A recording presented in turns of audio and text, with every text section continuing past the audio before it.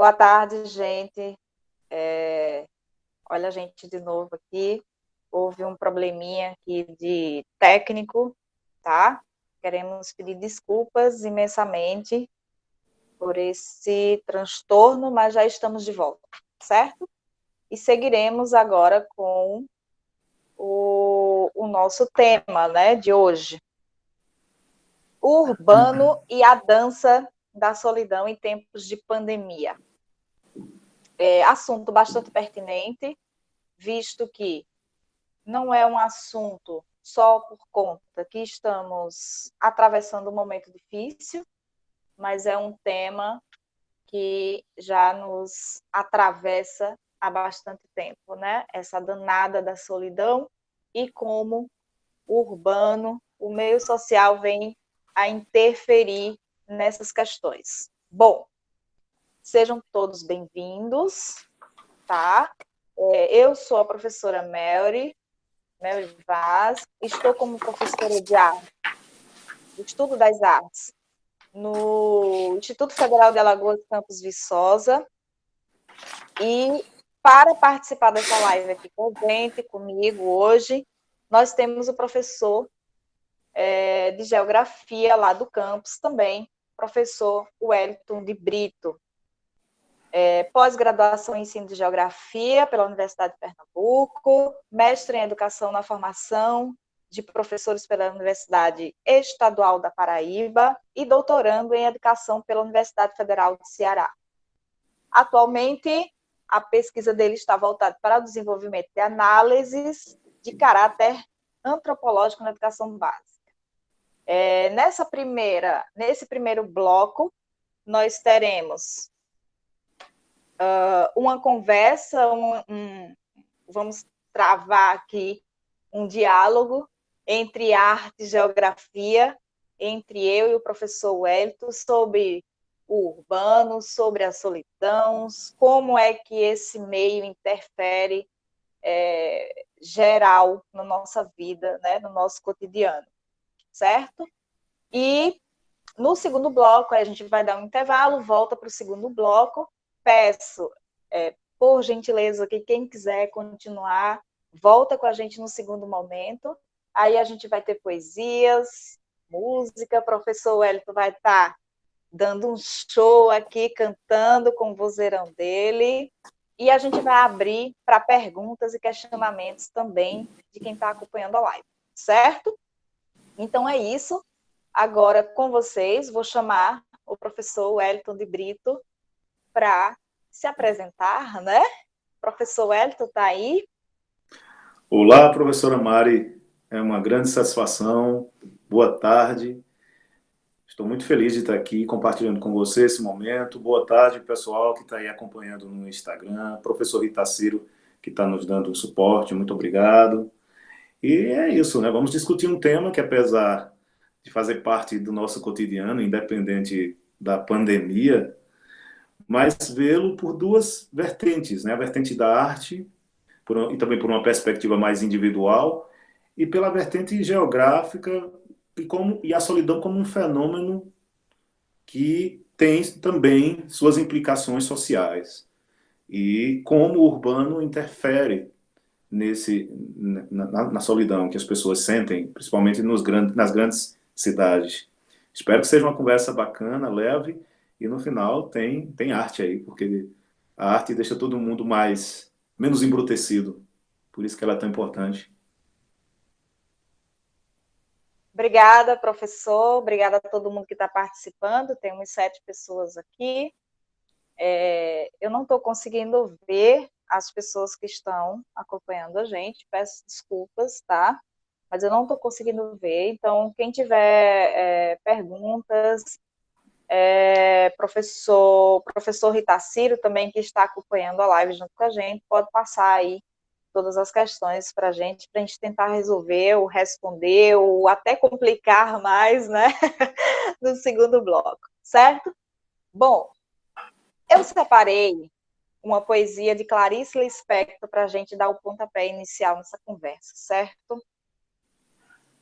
É o seguinte: que a minha solidão me sirva de companhia, que eu tenha coragem de me enfrentar, que eu saiba ficar com nada e mesmo assim me sentir como se estivesse plena de tudo.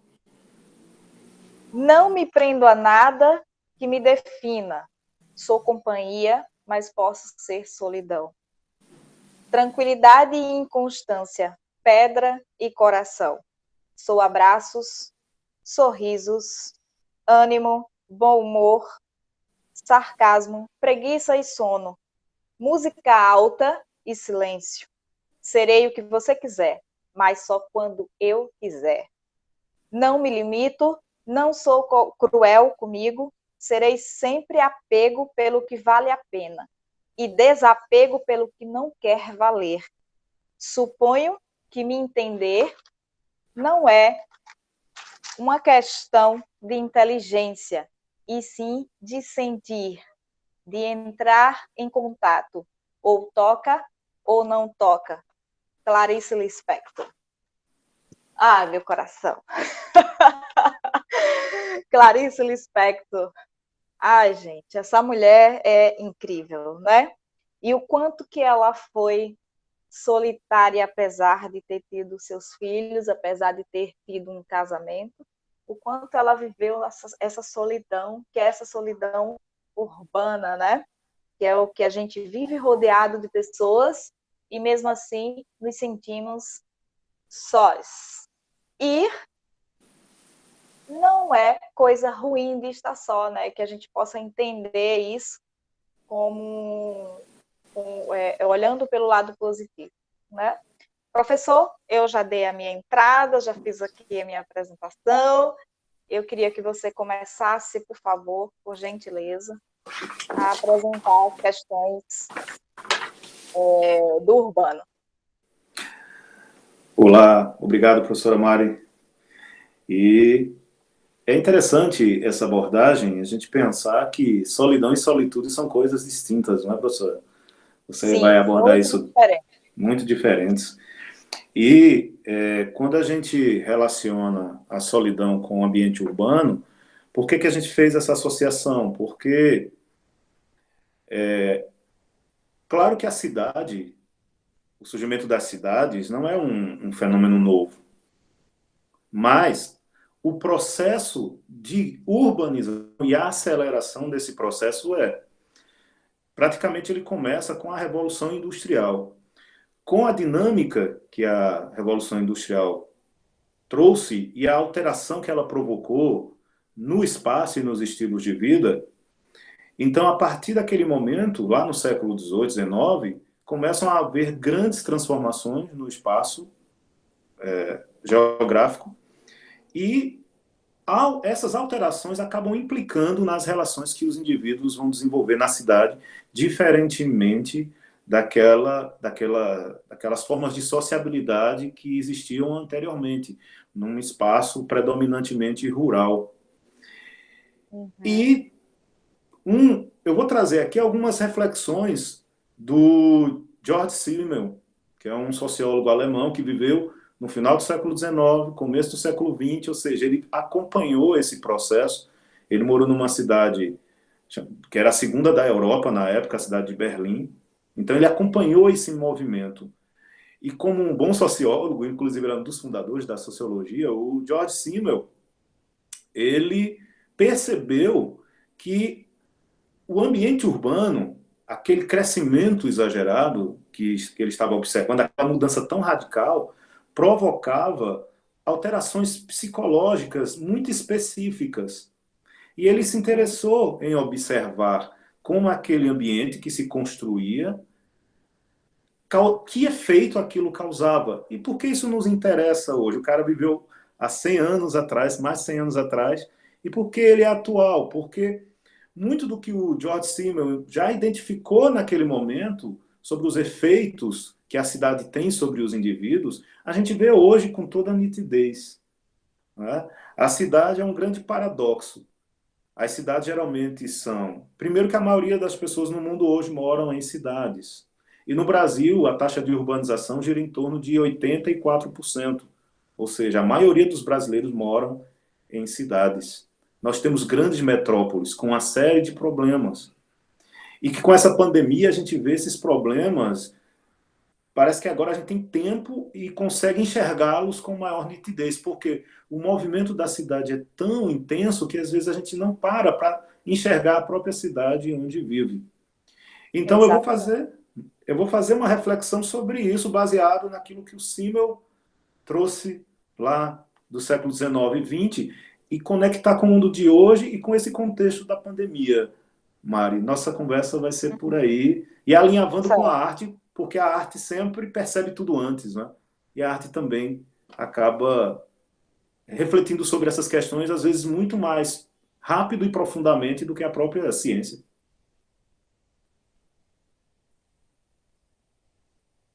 Ok, professor. Consegue me ouvir? Sim, sim. Certo. Você falou sobre um pouco dessa influência do social.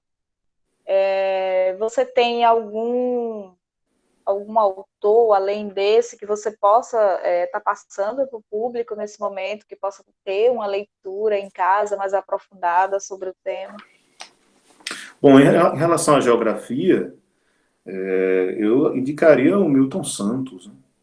O Milton Santos tem algumas obras que refletiram muito o impacto do urbano na sociedade brasileira, e o Milton Santos também trabalhou um conceito que é fundamental para a gente entender o processo de globalização, que é o Uhum, conceito de meio técnico, científico, informacional, que é justamente esse espaço geográfico artificializado que nós temos.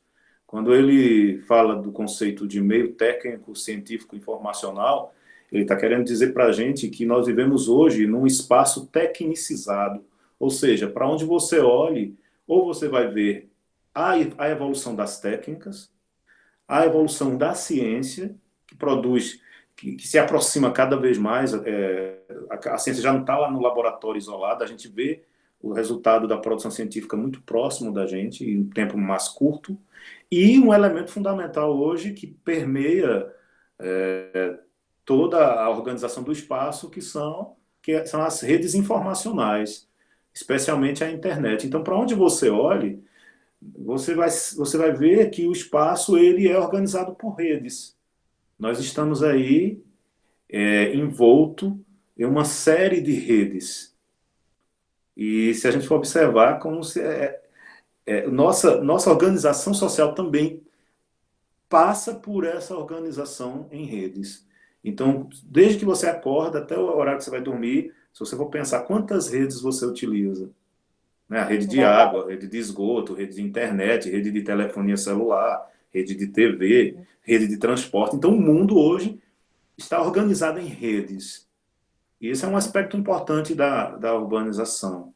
Então, eu indicaria o Milton Santos, sim, como um autor interessante para a gente entender o fenômeno urbano no Brasil e o processo de Ótimo. globalização que nós vivemos. Ótima indicação, Wellington. Você falou sobre as tecnologias, né? E a utilização das novas mídias como eu poderia chamar de como intervenção nesse momento, né? E que já vem, na verdade, há um tempo acontecendo.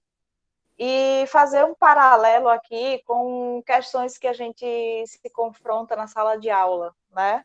Já que estamos aqui pelo o Instagram do IFAL, tendo alguns alunos também, possíveis alunos que estão nos ouvindo agora, nos assistindo, a gente passa um período, né, ou passamos um período tentando evitar as tecnologias dentro da sala de aula, né?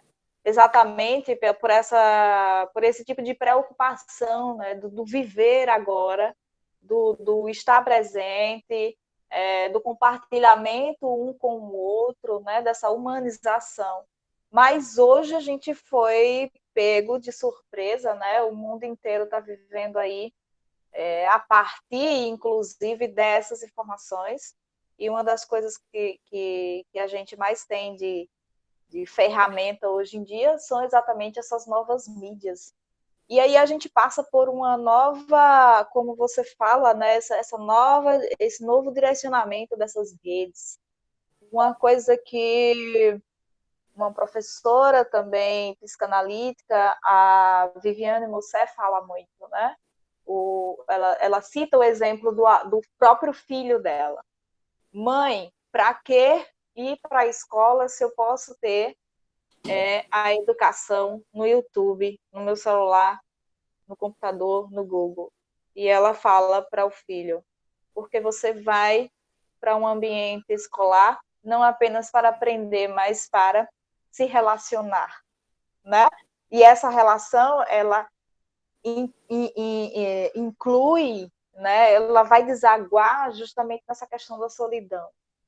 Né? Se a gente, a própria Maria Homem, que é uma outra psicanalítica também que eu gosto bastante, né? Assisto bastante vídeos dela, palestras, ela fala justamente isso, assim, quando e por que a gente sente tanto medo quando a gente percebe que o meu mundo caiu, né? Ela usa até a frase da música da Maísa, né? Meu mundo caiu, e agora? Para onde eu vou? Você não vai para lugar algum, porque o primeiro espaço, eu sempre digo isso, não só para os meus alunos, mas para todo mundo que vai me conhecendo, aos poucos eu vou falando isso. O meu primeiro espaço sou eu mesmo, é o meu corpo, né?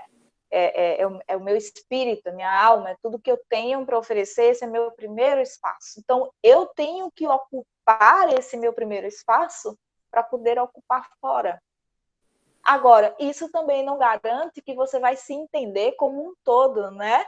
Porque a gente também está vivendo em sociedade.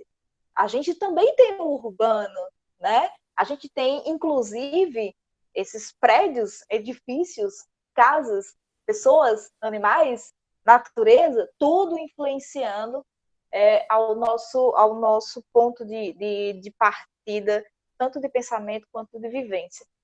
Né? E que maravilha que você pôde trazer esse tema para a gente conversar aqui hoje, porque é quase como uma consulta, né? É quase, eu estou brincando, mas o assunto é sério, mas é quase como uma consulta psicanalítica, né? É bom para a saúde, né? É interessante que a gente fale sobre isso, porque quantos alunos da gente a gente não vê que tem problemas estruturais, familiares, que estão norteados por essa questão da solidão. Né? Muitas vezes eu já falei e já ouvi muita gente dizer que vai para shows com tantas e tantas pessoas e se sente sozinho. E quantas vezes eu ouvi também dizer que eu estou em casa sozinha e estou feliz da vida. Eu adoro estar em casa sozinha, né? Eu adoro estar sozinha. Mas eu também não gosto de permanecer sozinha, porque eu preciso do outro, né? E a solidão, é preciso que a gente entenda que a solidão, tudo bem você ter solidão, né? Ela é fera, como o Alceu Valença diz, ela é fera, ela devora, mas eu preciso devorar primeiro ela. Eu preciso ser a primeira fera, tá? Wellington, você tem alguma outra colocação, alguma coisa mais para falar? Porque aí eu já posso passar, enfim, do jeito que você. Maria, eu queria comentar aí algumas coisas da tua fala. Primeira, essa questão de solidão e solitude, não é? Uhum. É importante a gente entender que, segundo alguns estudos, pessoas que têm problemas patológicos, psicológicos em relação à solidão, elas têm sua vida encurtada em mais ou menos 26%. Porque a solidão, ela vai gerando efeitos, vai somatizando no teu corpo determinados efeitos, quando ela foge do controle, né? Mas a solitude é uma escolha, né? E é importante, inclusive, que a gente tenha momentos de isolamento, momentos de estar conosco, com as nossas questões. Então, nesse sentido, a solidão é extremamente positiva e necessária, porque nós temos um eu social que demanda muita energia de nós, principalmente no mundo de hoje, onde a lógica do trabalho, de que você tem que estar sempre ocupado, senão você não é ninguém, se você não está ocupado o tempo inteiro. A Sim. sociedade atribui valor a pessoas que são muito ocupadas, mas não percebe que isso tem um preço muito alto em relação à saúde e à qualidade de vida, né? Então a gente precisa buscar um ponto de equilíbrio. Às vezes a gente precisa estar fora, se dedicar às questões externas, mas saber a hora correta quando você precisa recarregar suas baterias ali. E uma coisa que eu acho que a pandemia deve estar, para algumas pessoas talvez incomode, né? É o fato de você estar consigo mesmo, você acaba não tendo para onde fugir, você tem que encarar as suas questões, ter tempo para, para lidar com elas e encará-las. Tem uma pergunta aqui que o professor Itaciro mandou para a gente, Mari, Certo, que certo. alguém perguntou se a depressão tem uma relação direta com a solidão. Eu acredito que tem uma relação direta, assim. Claro que a causa da depressão não é só a solidão, né? Eu não sou psicanalista, nem psiquiatra, nem psicólogo, mas eu acredito que sim. Porque nós somos seres sociais, nós precisamos do convívio, nós precisamos das relações. Inclusive, a gente aprende, nós somos seres culturais, então a gente precisa dos outros para desenvolver a aprendizagem. E é a partir também dos outros que a gente se conhece através do princípio da alteridade. É porque tem um outro que eu possa me espelhar naquele outro e saber quem eu sou e me referenciar. Então, Uhum. a solidão tem uma relação, sim, com os processos depressivos. Não é? Eu queria até comentar sobre isso, um fenômeno social que vem acontecendo no Japão, que ele foi identificado pela primeira vez no Japão nos anos 90, mas ele já é percebido em outras partes do mundo, inclusive aqui no Brasil, que é o Sim, fenômeno do ermitão urbano, os ermitões urbanos, que tem uma relação direta com esse contexto que nós temos hoje. Quem são esses ermitões urbanos? Né? São homens, geralmente, muito jovens, com menos de 30 anos, que têm um conforto, uma vida confortável, porque as famílias no Japão geralmente são classe média, a maioria classe média, a maior parte da população é classe média. Então, esses jovens, eles vivem o tempo inteiro trancafiados num quarto e não saem para nada, e ficam imersos nas redes sociais. Isso é um fenômeno muito preocupante, porque, segundo o último dado que eu vi, no Japão tinha entre 30 e 50 mil jovens nessa situação, que simplesmente não saem para nada. Eu vi um relato uma vez de uma mãe que não viu o filho há dias, porque ele não abria a porta do quarto, e quando ela viu, ela ficou horrorizada com o que ela viu dentro do quarto, porque eram pilhas de caixa de comida. O cara usava fralda, porque nem ir ao banheiro ele queria ir. Então, isso são situações assim extremas, né? Quando um indivíduo se isola e ele perde as referências e perde um pouco do limite desse isolamento, né? E uhum. na cidade, essa sensação é maior. É outro aspecto que eu ia comentar da tua fala, que na cidade você se sente só na multidão. E o Simmel já tinha percebido isso lá nas primeiras cidades, sabe? Aos poucos eu vou jogando aqui algumas coisas. O Simmel Certo. diz que a metrópole, a grande cidade, ela interfere nas condições psicológicas dos indivíduos. E quando o Simmel está dizendo isso, ele está usando como referência principalmente o ritmo e a velocidade com a qual as coisas acontecem na cidade. Então, quando você mora numa cidade grande, eu moro numa cidade pequena, eu considero Garanhuns uma cidade de porte, médio porte. Então, para qualquer lugar aqui da cidade, em 10 minutos eu vou. Não é uma coisa que me custa muito.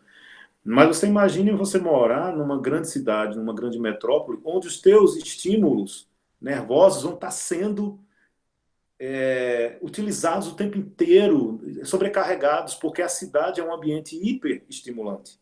É o trânsito, é o barulho, é a poluição sonora, visual. Então, os teus sentidos estão ali o tempo inteiro no que o Simmel diz, que é é como se você estivesse alerta o tempo inteiro. Eu não sei se você se sente assim, Mari, aí em Maceió, quando você sai, ou se você ouve isso das pessoas, né? Que você mora numa cidade, é como se você não relaxasse. Parece que você, enquanto tá na rua, você está sempre em alerta. E o Simmel já tinha identificado isso lá, nas cidades lá do século XIX. Aquele ritmo acelerado te gera uma hiperestimulação que é diferente de quem mora no campo, por exemplo. Porque como no campo tudo é muito mais lento e também não tem aquela hiperestimulação, então o teu cérebro funciona diferente. Por isso que quando alguém mora na cidade, muda para uma cidade menor, ou vai fazer um retiro, num feriadão, por um sítio, para uma fazenda, para um hotel fazenda, ela sente aquela diferença, porque ela deixa de ser hiperestimulada. E tem gente que é tão hiperestimulada pela cidade que não consegue mais, se vai para um lugar mais isolado, mais tranquilo, ela não consegue relaxar, porque aquilo já afetou tanto ela que ela não consegue, ela já está programada para viver em alerta o tempo todo. Eu acho essa uma questão Isso. muito, muito interessante. Ótima sua colocação, Wellington. É bastante pertinente, porque são questões também, por exemplo, que eu já me voltei para trabalhar dentro da performance, né? É tanto que eu fiz um trabalho chamado Parada na Pista, justamente por conta disso. Parada na Pista é o nome de uma música do Raul Seixas, para quem não sabe, e o quanto isso incomodou em outros momentos, conversando com você, eu já cheguei a falar sobre isso, né? O quanto incomoda você parar esse fluxo, você ter uma diferenciação dessa rotina, né? Desse fluxo comum que o urbano gera na gente, né? Esse desespero, eu acho que é isso que rola, assim, esse desespero pela informação. Eu quero saber mais, eu quero estar aqui, eu também quero estar ali, eu também quero saber disso. É um bombardeio de informação terrível, né? Que na verdade não é conhecimento, né? Você vai ter o princípio da informação. O conhecimento são outras fontes, né? É outro estado que se gera, enfim. Mas eu quero contemplar a tua fala também com uma fala da própria Maria Homem, que eu acho interessantíssima.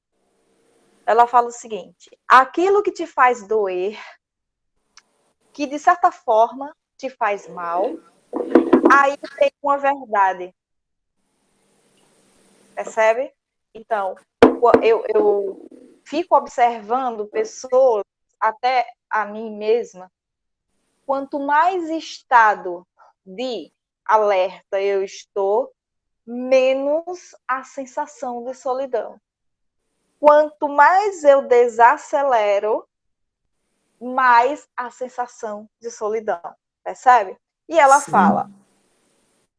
aí tem uma verdade, e aí eu vou para uma outra questão, que é uma questão psicanalítica também, que Freud já explica isso, né? Já explicava isso e continua explicando, da dubiedade, né? Vamos colocar assim, não é bem esse termo, mas vamos falar assim, o quanto nós somos dois e o quanto eu tenho que entender que eu sou duas e que não há nada de mal nisso. Uma hora eu quero, outra hora eu não quero, uma hora eu sou assim, outra hora eu não quero ser assim, e ainda assim sou eu.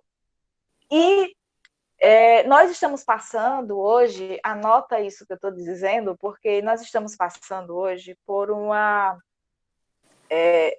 quebra de números.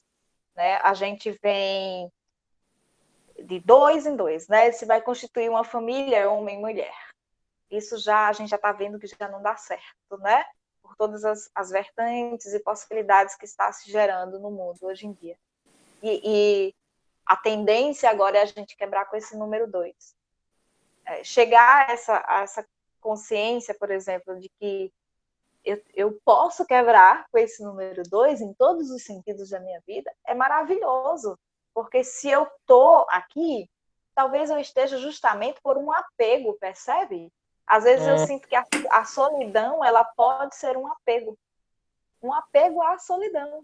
Né? Olha que interessante. Assim. Eu consigo me apegar a tudo, inclusive à solidão. Eu consigo me apegar a tudo, inclusive as paredes da minha casa, que eu não quero deixar essa casa, né? Sei lá, não é a minha situação, mas tipo, se eu viver de aluguel e fizer alguma coisa, já passei por isso. Se eu fizer alguma coisa nesse apartamento, eu vou me apegar tanto a ele, sabe? Eu não vou conseguir sair. É melhor eu não fazer mais nada nesse apartamento, percebe? E aí, Aham. e aí a gente se apega a certas situações. Por exemplo, também de pessoas que se automutilam, né? Essa é uma questão bastante profunda e delicada, mas você se apega à dor. E isso é real, percebe? A gente tem a mania de romantizar as coisas demais, sabe? Uau, o amor é lindo, a família é linda, né? O casamento é belo. A gente tem essa mania de romantizar. Mas, e o número dois? Né? E o outro lado? Que muitas famílias se matam, né? Como Uhum. esqueci o nome dela agora, eu acho que não é para falar o nome dela, mas tem um caso da menina que matou os pais, né? E aí você vai vendo que tem questões muito mais cruéis e que aí você não costuma olhar, porque tem verdade nisso. É É, tão. você me lembrou, eu estou fazendo assim, pegando as tuas falas e fazendo conexões aqui bem interessantes, porque quando a gente fala da solidão no ambiente urbano, eu nunca morei numa cidade grande, assim, eu sou um cara do interior, eu gosto dessa coisa mais tranquila, eu gosto do silêncio, eu gosto da calmaria, eu gosto de contato com a natureza, é uma coisa que me faz muito bem. Eu gosto da cidade, assim, para ter pílulas de um frenesi, podemos dizer assim, quando eu quero ver cultura, quando eu quero aprender coisas, quando eu quero agitar um pouco, pode-se dizer, aí eu vou para a cidade, mas eu gosto de ficar no meu cantinho, na coisa mais reservada. Isso me faz muito bem, porque Uhum, é, cientificamente o que é que acontece, né? A gente falou agora que quando você vive num ambiente muito estressante, como é o caso da grande cidade, mas eu quero salientar aqui que as cidades grandes são assim, em parte por conta da falta de planejamento urbano. Isso é um aspecto importante a ser dito, porque na nossa Constituição, o ambiente urbano está lá, todo mundo tem direito à cidade. O que é esse direito à cidade? É que a cidade cumpra a sua função social, que a cidade seja um ambiente onde as pessoas possam desfrutar da qualidade de vida. E o Brasil é um país muito uhum, curioso. O Brasil é cheio de contradições, né? O Lenin disse que o Brasil é o país das contradições. Você pega, o Brasil é um país que tem cidades lindas, lugares lindos, mas quando você pega cidades turísticas, por exemplo, Maceió, Fortaleza, Rio de Janeiro e outras, o que é que acontece muito no Brasil? No Brasil, as cidades são cuidadas para quem é de fora. A gente vê uhum. isso com muita frequência. Na Copa do Mundo mesmo, várias pessoas foram retiradas, e na Olimpíada também, para as obras da Copa do Mundo e da Olimpíada. Ou então, quando tem um evento aqui, aí se faz uma higienização, podemos dizer assim, dos ambientes urbanos para receber o turista. É aquela coisa, tem que ficar bonito para quem vem de fora. Mas os nossos governantes não percebem que a cidade é do cidadão que mora nela, primeiramente. Então, o que é que a gente Exatamente. vê? Uma grande discrepância. Quem mora na área valorizada do turismo tem a melhor infraestrutura. E saiu dali, você já vê que a cidade é um caos, só que a cidade é dos cidadãos que moram nela. E por que eu estou falando disso? Porque você imagina, eu não sei o que é, por exemplo, alguém acordar 3 horas da manhã e chegar às 11 horas da noite em casa, todos os dias, que é o que a gente vê nas cidades grandes do Brasil. As pessoas que acordam de madrugada, vão pegar ônibus, 2, 3 ônibus, metrô. Então já tem o estresse de acordar cedo, tem todo o estresse do trajeto, a poluição, o barulho, a tensão do próprio trabalho. Quando esse sujeito chega em casa, ele não vai fazer nem um trabalho que. Ele não vai ter tempo nem para refletir sobre a vida dele, sobre as questões dele. Então ele fica nesse piloto automático o tempo todo. E isso eleva os níveis de cortisol. E quando você vive sob estresse extremo, o nível de cortisol no seu corpo sempre vai estar muito alto. E o cortisol a solidão também eleva os níveis de cortisol. E, Maria, eu queria tocar numa coisa aqui que o Simmel percebeu lá no século XIX, final do século XIX, começo do século XX, ele percebeu que a cidade tem uma lógica diferente do campo, ou do espaço menos urbanizado, podemos dizer assim. Porque numa cidade pequena, geralmente todo mundo se conhece, não é? As relações sociais são mais próximas. Então, você conhece seus vizinhos, você se relaciona com eles, você conhece todo mundo do pequeno comércio, todo mundo se conhece. Então, as relações são mais emocionais. O Simmel falava isso, que as pessoas, como elas estão mais próximas, as relações delas adquirem um sentido mais emocional.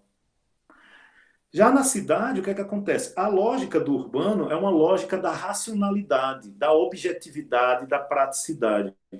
Então, sim, eu já percebia que seria impossível alguém, como é tudo muito rápido, acelerado, e as pessoas estão passando pelos lugares, elas elas precisam ter uma visão mais prática e objetiva e racional. Só que o Simmel dizia que isso gera um duplo efeito, que é na cidade, geralmente, você vai ter mais liberdade. É aquela coisa que a gente escuta sempre, né? Eu escuto de alguns amigos que moram em cidades grandes. Ah, eu fecho minha porta, nem sei quem é o vizinho que mora do meu lado, nem sei quem são as pessoas que moram no meu prédio, e tá tudo certo. Aí, essa sensação de liberdade e de anonimato, você sai na rua, você é mais um na multidão, você não vai chamar a atenção. Então, isso dá uma sensação de liberdade, que o sujeito está livre. Só que, ao mesmo tempo, essa sensação de liberdade, para o Simmel, ele diz que ela gera uma necessidade enorme porque é o seguinte, no que você se isola, o teu individualismo se exacerba na cidade grande. Você se torna mais individualista. É o meu mundo, minhas coisas, meu apartamento. Então, essa hiperindividualização gera como efeito também uma necessidade maior que as pessoas têm na cidade grande de se destacar das outras, porque como elas estão anônimas e livres, ao mesmo tempo, como o sujeito precisa se afirmar, então há um esforço enorme para você se destacar na multidão. O Simmel já identificava isso, que os comportamentos mais excêntricos ou mais exaltados eram mais observados na cidade como um efeito dessa afirmação da individualidade. E também ele falava que, justamente por essa hiperindividualização, o sentimento de solidão é maior na cidade, porque como você não estabelece relações emocionais muito facilmente no ambiente urbano, né? Então, se você mora numa cidade grande, você vai namorar com alguém, você encontra alguém na rua, acontece algo à primeira vista. Existe uma série de implicações. Por exemplo, se a pessoa mora muito longe, aquela relação já tem uma implicação que interferirá se ela continua ou não. E a questão da desconfiança. Na cidade grande, todo mundo está desconfiado, porque vive no que o Simmel fala, vive numa espécie de reserva o tempo inteiro, uma atitude de defesa. Você sempre está na defensiva. Você não confia em ninguém. Você está sempre desconfiando de tudo. Então é muito interessante isso, porque ao mesmo tempo que o sujeito se sente muito livre na cidade e anônimo, e ele aproveita isso e gosta desse anonimato e dessa liberdade que a cidade grande tem, a liberdade inclusive de você ser quem você quiser ser, e não ninguém ficar enchendo o teu saco, por exemplo. Mas, ao mesmo tempo, isso exige de você, se você não trabalhar isso, o sentimento de solidão também vai ser muito maior. Porque o Simmel fala também, e aí fazendo uma conexão com hoje, é que chega uma hora que o indivíduo prefere o conforto de estar sozinho, porque é confortável estar sozinho também, é gostoso estar sozinho. Então chega uma hora que você não quer mais estar tendo certos estresses. Ah, eu não quero sair para ser assaltado. Não. Ah, pegar trânsito. Ah, eu não confio nas pessoas. Aí você vai para uma balada, não sabe quem são as pessoas que estão lá. Você não... Então o indivíduo vai gostando tanto da solidão que ele se acostuma com ela e aí ele passa a ter uma atitude indiferente à própria cidade. Que o Um Simmel fala, estranhamento, né? ele estranha e ao mesmo tempo ele tem uma atitude blasé, uma atitude indiferente a tudo. Isso me lembrou muito a tua performance. A performance que tu me falou, né, de que ficou na rua por algumas horas e tal. E como a tua atitude, as pessoas, é como se a tua performance fez as pessoas saírem dessa atitude blasé, que geralmente elas têm. E a gente faz isso, a gente ignora as outras pessoas quando a gente está na cidade grande. Outro dia eu estava na Ponta Verde e eu fiquei observando, acho que uns 20 minutos, meia hora. Tinha uma caixa de papelão, uma casa de papelão num poste, na Ponta Verde, naquele calçadão em janeiro. Aí eu fiquei observando, as pessoas cruzavam, quando chegavam na caixa de papelão, elas davam uma volta e seguiam. E eu disse, meu Deus, tem um ser humano ali deitado? E tinha. Aí eu cheguei perto e tinha uma mulher ali, vivendo ali.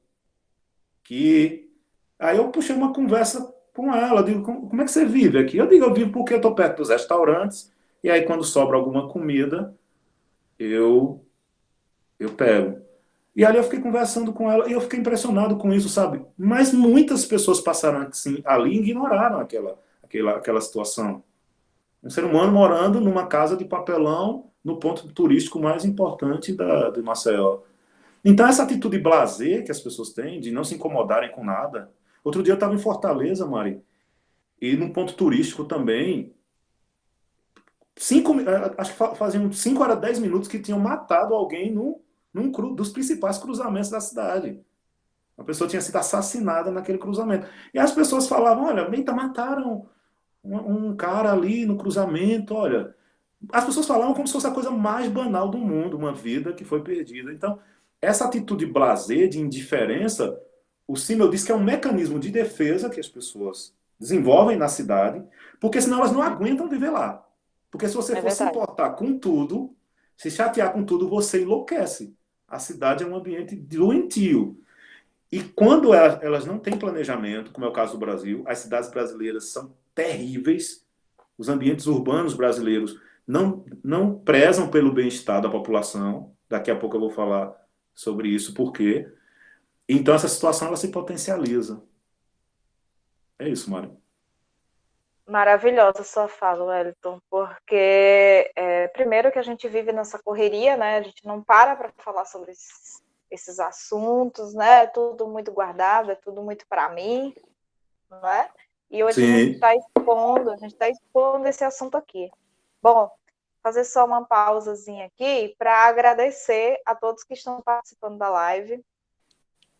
Luiz Fernandes, Gabriel, MM2 Sustentável, Dartan, muito obrigada pela participação.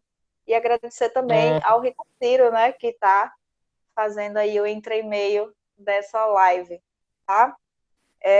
Eu não sei quanto tempo nós temos, porque eu não estou vendo o tempo de gravação aqui. O professor Ritaceiro falou que nós temos mais ou menos 15, 16 minutos aí. Ok. Então, eu acredito que nessa 1 hora, Wellington, vai dar para fazer tudo que a gente quer, certo? Eu vou agora falar um pouco. Nós tivemos aí a Beatriz. Bia, obrigada por estar aqui.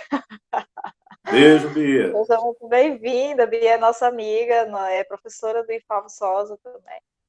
Bom, antes de adentrar no assunto e como a solidão se comporta na arte, eu gostaria de ler também, de novo, um pequeno texto do Eduardo Galeano, que é um dos autores que eu gosto bastante. E no livro dele, que é o Livro dos Abraços, não sei se dá para ver daí, Livro dos Abraços, bem lindo. Aqui na página 15, ele fala sobre a função da arte /1. Tá? Diego não conhecia o mar. O pai, Santiago Pavlov, levou-o para que descobrisse o mar. Viajaram para o sul. Ele, o mar, estava do outro lado das dunas altas, esperando. Quando o menino e o pai, enfim, alcançaram aquelas alturas de areia, depois de muito caminhar, o mar estava na frente de seus olhos. E foi tanta a imensidão do mar e tanto seu fulgor que o menino ficou mudo de beleza. E quando finalmente conseguiu falar, tremendo, gaguejando, pediu ao pai: me ajuda a olhar. Chega, falta fala, Belíssimo. né? Falta fala, porque a arte é justamente a função da arte, ajudar a olhar, né? Esse texto dele, a função da arte, /1, eu dedico para iniciar essa fala quanto à questão da solidão na arte. Bom, por si só, a profissão, né, artística, as artes, ela já é solitária, né? Mas é um solitária em busca de responder coisas,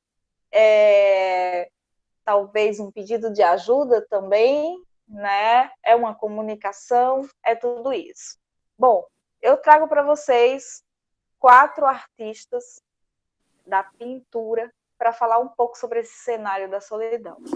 A primeira é a fantástica, maravilhosa Frida Kahlo, pintora mexicana, já falecida nos anos, se não estou enganada, 54, 60, por aí. Ativista, feminista, revolucionária, uma mulher para frente, não além do seu tempo, porque não existe ninguém além do seu tempo, existe todo mundo no seu tempo, né? Mas a Frida foi uma pintora mexicana que me influencia a vida inteira desde que eu a conheci em 2010 e digo que eu demorei para conhecer ela. Mas eu já a conheci trabalhando com ela, olha que coisa interessante, né? Creio que vai aparecer aí para vocês na tela quem é Frida Kahlo. Acho que vocês já devem, alguns já devem conhecer, outros estão a partir de agora conhecendo. Bom, a Frida Kahlo, aos 16 anos, ela sofre um acidente, né, que uma barra de ferro entrou nela pela vagina e saiu pelas costelas, e ela passou um período assim enorme tendo que ser levada para todos os lugares, para trocar o gesso da coluna, ela tinha que ser amarrada pelo pescoço, e foi uma história assim muito comovente, muito linda, muito pesada, e ela passou muito tempo deitada, né? Ela passava muito tempo deitada. E a Frida Kahlo é uma das pessoas que eu trago, é uma das pintoras que eu trago para representar um pouco desse tema, a solidão. Por quê? A Frida, ela, pela imobilidade, pela incapacidade de se levantar, de se mover, ela começa a se autopintar, né? Então, o trabalho dela, as obras dela, nada mais é do que um reflexo dela mesma. Não sei se está passando aí nesse momento, mas eu selecionei algumas obras dela que são bem chocantes, que falam um pouco disso. Ela vai trabalhar o autorretrato, e esse autorretrato nada mais é do que um espelho de sua vida. Frida Kahlo, nascida em 1970, né? Falecida em 1954, é isso mesmo. Deixa eu ver se aparece aí um pouco das obras dela. Ok, eu acho que agora vai.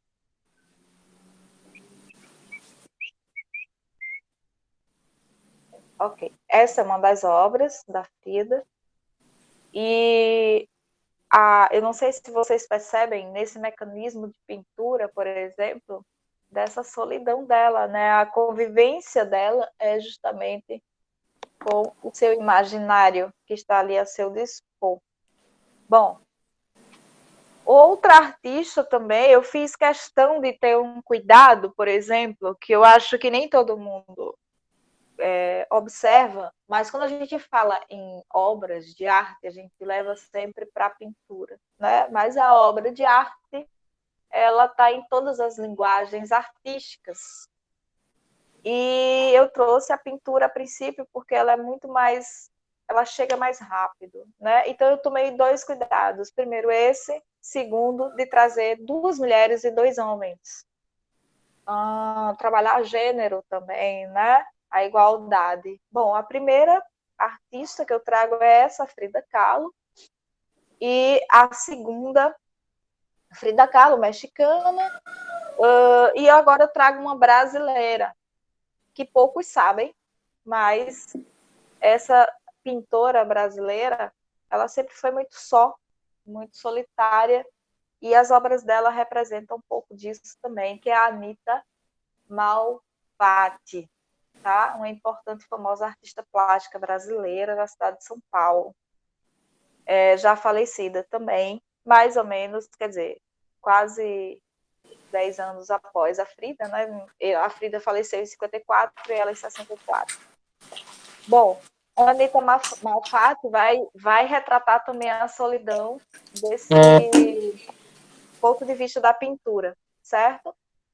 A gente falou aqui, eu e o Hélito, sobre estar no urbano e ainda se sentir só, né? E o tema também é a dança da solidão, né? E as obras dela conversam bastante com esse tema. Essa é a Anita Malfatti, tá? Mari, Artista, doutora, oi. nós temos mais ou menos 5 ou 6 minutos aí para esse primeiro bloco. Ok, já vou terminar e a gente volta para o segundo bloco, ok? Ok.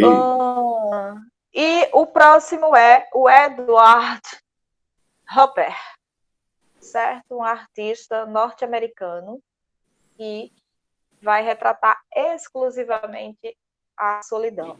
Nessas outras artistas a gente vê algumas obras, né, mais expostas para a solidão, outras menos, mas nesse em específico ele vai tratar muito da solidão.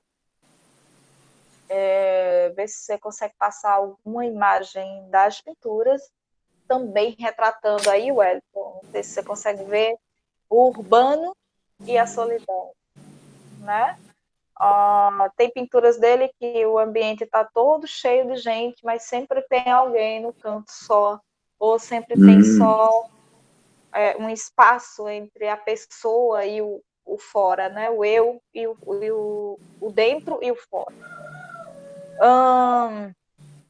Essa obra tem uma obra específica dele que é o Gás, né? Que aparece aí, é de 1940. Que tem um cara em 3 bombas de gás, como se fosse um posto de gasolina, né? E o nome da obra é Gás, e que me faz uma ligação com esse gás, entre aspas, que a gente precisa ter no dia a dia, né? É bem interessante isso.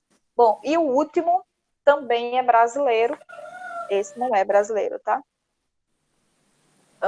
É o Walter Nomura, o Tinho, mais conhecido como Tinho. Ele é grafiteiro paulista e tem obras importantíssimas espalhadas pela cidade de São Paulo. Poucos conhecem esse artista, mas é um cara que eu já acompanho há um tempo, por conta de trabalhos com alunos também, né? Em muros da escola, já fiz trabalhos também relacionados a isso, a pintura e o grafite. E que ele retrata também exclusivamente o tema a solidão, né? E é interessante porque ele vai fazer isso justamente no urbano, né? Nas praças, nas casas vazias, quebradas, destruídas, aquilo que ele faz uma interligação, né? Uma conversa ali sobre meio, que eu digo, meio ambiente e meio eu, sabe? Esse contraponto. Então, é isso. Dentro da música, nós temos aí Alceu Valença, Marisa Monte, um monte de gente, né? Um monte de músicas que vão trabalhar com esse tema solidão, porque ele é realmente infindável, né?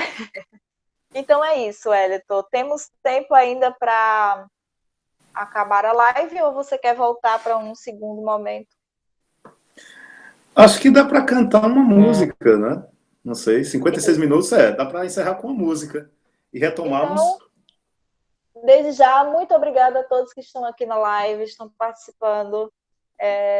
ao Nildo, que acabou de entrar, ao Wellington, ao Ritaciro, a todo mundo, um grande beijo e fiquem com Deus. Agora vamos para a música. Pode ir, Wellington. Bora lá. Bem, falando de solidão, tem uma música linda do Paulinho da Viola que eu vou tentar cantar aqui, tá? Dança da Solidão, que é o tema da live de hoje.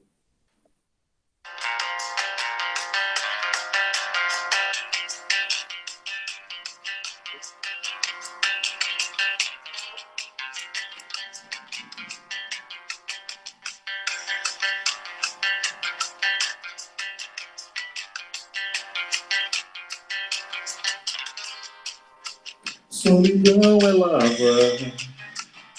que cobre tudo, amargura em minha boca. Sorri seus dentes de chumbo. Solidão, palavra cavada no coração, resignado e mudo, no compasso da desilusão, viu? Desilusão. Desilusão, danço eu, dança você, na dança da solidão, viu? Desilusão,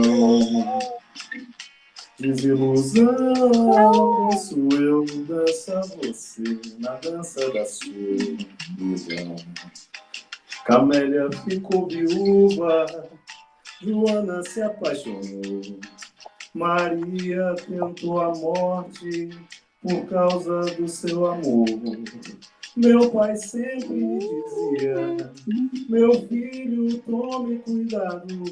Quando eu penso no futuro, não esqueço o meu passado. Desilusão,